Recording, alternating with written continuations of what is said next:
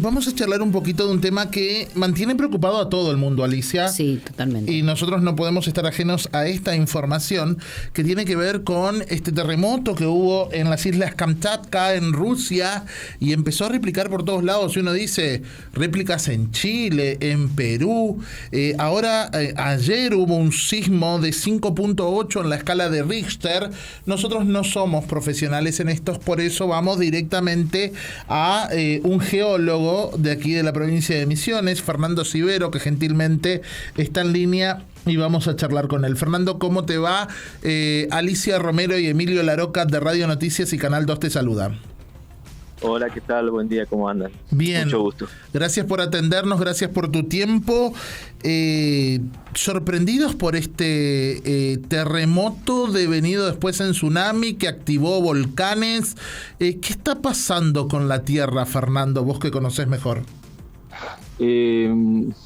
Sucede lo que ocurre en los últimos 4.000 millones de años. O sea, la Tierra tiene un modelo dinámico de movimiento con placas tectónicas que día a día se desplazan, se mueven unas con respecto a otras, y eso genera en algunos lugares terremotos. Después, la magnitud del terremoto, bueno, definirá la gravedad del evento, ¿no? Que es lo que sucedió ayer en Kamchatka. Pero sí. Sí. Cuando vos decís que la Tierra se mueve o se acomoda con sus placas tectónicas, no sé si estoy hablando bien, uno no puede prever cada cuánto tiempo lo hace como para prevenir. No hay forma, porque las placas tectónicas tienen espesores variables que van entre 10 kilómetros y 90 kilómetros. Son estructuras rígidas que, lo voy a decir en forma criolla, se frotan unas contra otras, y eso genera que cuando hay un acomodamiento genere un sismo o un terremoto, ¿no? Cuando ese terremoto ocurre debajo del océano, trae aparejado la posibilidad de formación de lo que se conoce como tsunami o maremoto, que son sinónimos, ¿no? Eso es imposible de predecir. Hoy por hoy todavía no se puede, ni se va a poder en los próximos años tampoco. No hay alertas posibles, entonces, esto es totalmente imprevisible. Los países del primer mundo que tienen estos problemas, como Canadá, Estados Unidos, Australia, tienen la posibilidad de tener a nivel en el océano, tienen boyas con sistemas de alarmas que les dan la posibilidad de prevenir un tsunami con un determinado tiempo, como para sacar a la gente que vive en las zonas costeras, ¿no? Eso sí se puede hacer hoy. No, pero claro, lo que alertó a todos, lo que asombró y nos sigue asombrando, que creo que esto que ocurrió, tengo entendido que es histórico, que podría considerarse uno de los más grandes, ¿es así? En la escala, la magnitud en escala de Richter, que es la que se usa, 8.8 es un valor elevado. Esa escala llega a 10. No hay sismos de 10 porque son escalas logarítmicas, y eso hace que de un grado a otro, o sea, de 8 a 9, necesito 32 veces más de magnitud. Entonces no hay sismos de escala 10, pero hay sismos que se han registrado hasta de magnitud 9.2. Inclusive hace un par de años en Chile hubo uno importante que fue, creo, de 9.1. Y bueno, que se haya dado en una isla como es la de Kamchatka, ha prevenido que no sea una tragedia mayor que se pueda dar en una ciudad o un país muy poblado. Respecto a esto, ¿el terremoto se transforma en tsunami o al revés? Sí, el terremoto que ocurre en el fondo oceánico genera un tsunami en superficie. Sucede que en el fondo oceánico, puntualmente en ese lugar, hay un borde de placa, hay dos placas que chocan, una subduce con respecto a la otra, o sea, una se hunde, y cuando hay un terremoto en el fondo oceánico se genera un hundimiento de una placa con respecto a la otra, y eso genera una onda que se registra a nivel de superficie en ese lugar. Esa onda... Esa onda se traslada sobre la superficie del océano, y cuando llega a un lugar de zona de costas, genera una ola. Hay que tener en claro que esas olas que se generan en ese lugar en Kamchatka son son ondas o olas de muy baja altura, no supera el metro, pero a medida que se desplaza o llega a zonas costeras alejadas, al frenarse la ola y haber menor volumen, espacio entre el nivel del agua y el fondo oceánico, se va achicando. Eso genera que esa ola crezca o aumente las dimensiones, ¿no? Y bueno, y la peligrosidad de ese fenómeno. Eso es natural. ¿Un tsunami es más o menos que un maremoto? Son sinónimos. La palabra maremoto la usaban antiguamente los asiáticos, los japoneses, y hoy se abandonó esa palabra maremoto y se usa el término tsunami. ¿Y por qué no están en alerta ciudades o países? ¿Te acordás del último tsunami cuando fue, no? Que fue una barbaridad. Sí, eso fue en la zona de Filipinas. ¿Y por qué ahora no está en alerta Filipinas? Porque por la ubicación, este tsunami ocurrió sobre la costa del Pacífico Norte. Eso, Kamchatka es muy cercano a Alaska, y la ola sale despedida hacia la costa del Pacífico, o sea, salió despedida hacia Canadá, Estados Unidos, México, Perú, Chile, y no ha tenido relevancia para la ubicación en el planiferio donde se encuentra, donde fue en esa oportunidad ese tsunami, ¿no? Por eso simplemente. De todos modos, creo que conviene aclarar que en el caso de Argentina, sobre el océano Atlántico y en las costas argentinas y tanto brasileras como en la zona de África occidental, o sea, lo que es costa africana sobre el océano Atlántico, no hay posibilidad de eventos de este tipo, porque hay un modelo de borde de placa que separa África de América del Sur, que son bordes de tipo divergentes, y ese tipo de borde no genera tsunamis o maremotos. O sea, simplemente las costas del Pacífico están expuestas a este tipo de eventos porque son bordes de tipos de subducción que son los que generan tsunamis. Por eso no hay registros, no tenemos registros en Argentina de tsunami, ¿no? Ni pueden ocurrir. En ese sentido podemos estar tranquilos, salvo Ushuaia, que está sobre una otra placa, que es la placa de Scotia, y ahí sí no hay registros, pero podría haber algún tipo de tsunami en algún momento. Claro, es por la forma son tipos diferentes, claro. Son tipos de bordes diferentes, o sea, el de Kamchatka, como todo lo que es la costa chilena o peruana, ahí hay un borde de subducción, una placa choca con otra, y la placa oceánica subduce, es el término, o sea, desciende, y eso trae aparejado actividad volcánica, que es la que ha formado la cordillera de los Andes. O sea, todo está asociado. Si yo tengo terremotos, claro, tengo actividad volcánica y tengo bordes de placa de subducción. Esto de las réplicas, después de este terremoto sabemos que hay distintas réplicas en distintos lugares. ¿Cómo actúa? ¿Qué zonas pueden seguir habiendo? Sí, normalmente todos estos bordes de placa activan con un modelo que se llama modelo de tipo, podríamos decirlo como plástico, o sea, se junta energía, porque están presionando, hay presión de una placa, choque de una contra otra, y esa energía en algún momento debe ser liberada.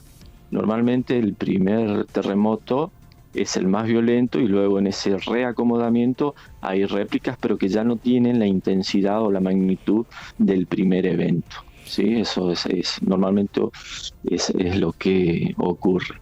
Sí. Fernando, te voy a traer directamente a nuestro país. Réplicas en Perú, Argentina-Perú. Réplicas en las Islas Malvinas, Ushuaia y toda la zona de Tierra del Fuego. Como darte ejemplo. Réplica en Chile, Mendoza, peligro de tsunami y todo eso. ¿Qué protagonismo tiene nuestro país en esto? ¿O qué peligro puede llegar a tener? Argentina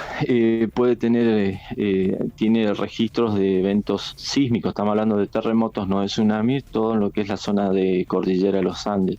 La zona más sísmica en Argentina es la provincia de San Juan, donde hay eventos significativos en los últimos 100 años, ¿no? Que han tenido han sido trágicos porque ha muerto mucha gente. Si mal no recuerdo, en Caucete, que es San Juan, en el 1945, creo que fue. San Juan, capital, prácticamente quedó desaparecida y murió muchísima gente. Pero también es consecuencia de un terremoto en ese choque que existe entre la placa de Nazca, que se llama, y la sudamericana, que es la placa continental. ¿Qué océano, estamos expuestos, sí, ¿qué océano, por ejemplo, nos vería comprometido a nosotros como país? Ayer yo escuchaba, no sé si eso es cierto o no, que gracias a la cordillera de los Andes nosotros no tenemos terremotos, que es como un escudo. Un escudo, una barrera.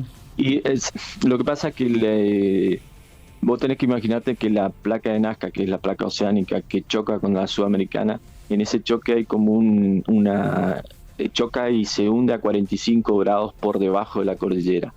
Y los sismos o terremotos, los más violentos, son los superficiales. Entonces, en ese ángulo a 45 grados debajo de la cordillera de los Andes, cada vez más profundo con respecto a Argentina, y eso hace que los sismos en la zona cordillerana de Argentina no tengan la relevancia que sí tienen en Chile, que son mucho más superficiales. O sea, eso va de la mano.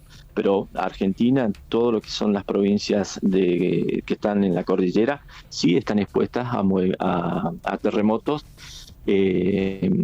pero que no deberían llegar a magnitudes de 8 y pico, 9, ¿no? Pero sí puede haber sismos en la zona cordillerana. Misiones está en el centro de una placa tectónica y estamos muy alejados de ese borde, y bueno, no hay posibilidades de que se generen terremotos. Claro. Esto de los tsunamis, sabemos que por ahí hay ciertos lugares que ya están como más expuestos a esto. Lo que ocurrió ahora en Rusia principalmente, después de la alerta, ¿considerás que hubo o que hay avances en las previsiones como para tomar los recaudos de evacuación y demás?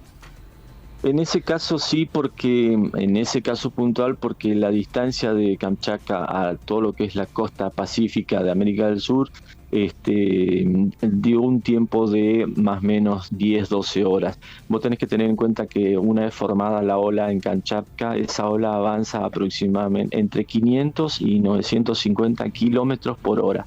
Son ondas o olas que avanzan rápidamente, pero al ser tal la distancia en kilómetros en el Pacífico, dio el tiempo necesario como para generar las evacuaciones en la zona costera, tanto de Chile como de Perú. Y muchas veces, o sea, a ver, que exista un terremoto no necesariamente implica o es directamente que se va a desarrollar un tsunami. Y el tamaño o la altura de la ola también tiende a disiparse o puede disminuir en función de distintos fenómenos que se dan a lo largo del recorrido de la ola que avanza.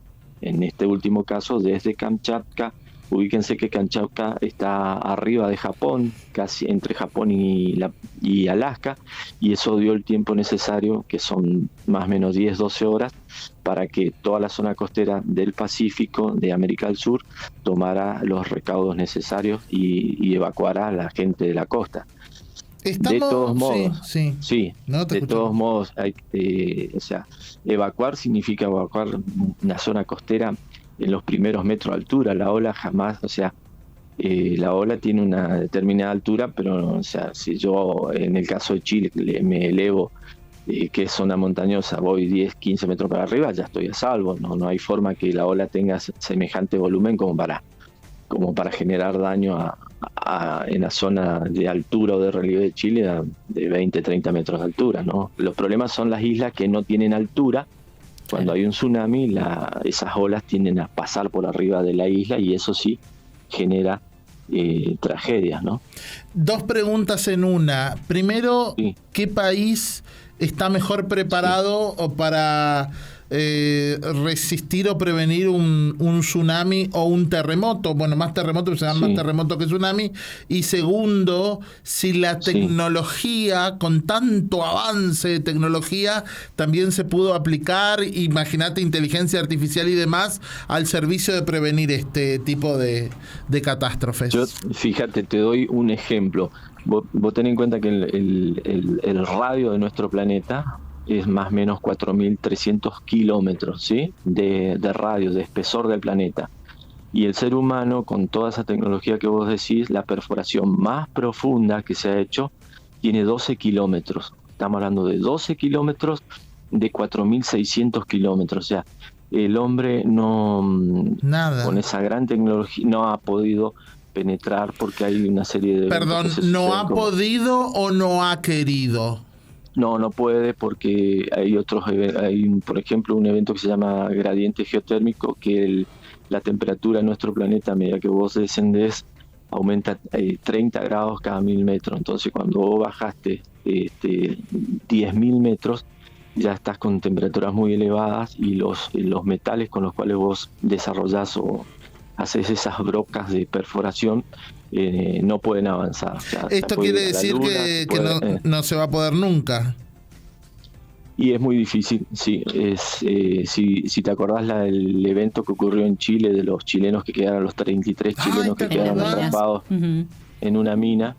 ¿Te acordás de ese evento que ocurrió hace un par de años? Sí.